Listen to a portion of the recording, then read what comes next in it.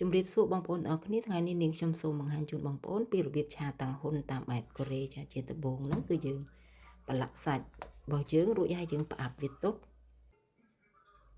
ចាបន្តមកទៀតហ្នឹងគឺនាងខ្ញុំប្រើម្ទេសហាវ៉ៃហ្នឹងចំនួន2ផ្លែចាពណ៌ក្រហមហើយនិងពណ៌លឿងយើងហាន់វាជាចំណិតស្ដើងអញ្ចឹងមក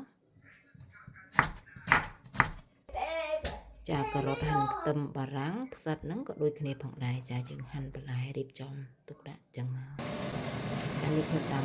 ពូរួចនេះខ្ញុំបងអំបិលតែយើងចាប់ដើមស្រស់ស្ពៃខ្មៅរបស់យើងទៀមជំរុញទឹកត្រជាក់រួចពុះវាឲ្យស្រស់ទឹកចាយើងទុកសម្រាប់ចុងក្រោយជាមួយនឹងតាំងហ៊ុនហើយនឹងសាច់របស់យើង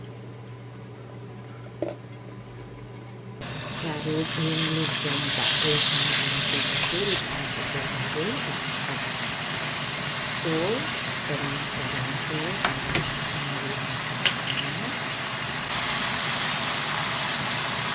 ចារួចចារួចហើយនឹងទៅខាងនេះខ្ញុំទៅទីមកវាឲ្យមកចូលរួចចាវាដាក់ក្នុងចង្កេះទុកឲ្យ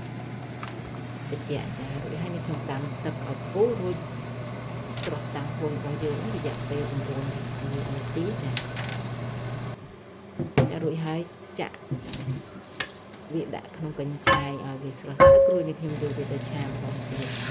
ហើយខ្ញុំប្រើពេលឆា2នាទីទៀតទឹកស្ទៀងនោះកន្លះខប់ហើយនឹងស្ករសនេះជាមួយទៅស្លឹកខ្ទឹម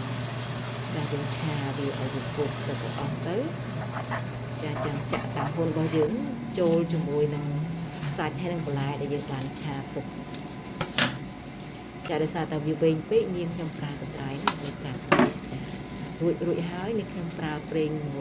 បន្ថែមតិចតួចហើយនឹងរោយល្ងពីលើរួចជាការស្រេចចាសូមអរគុណចំពោះការតាមដានវីដេអូរបស់នាងខ្ញុំសូមអរគុណ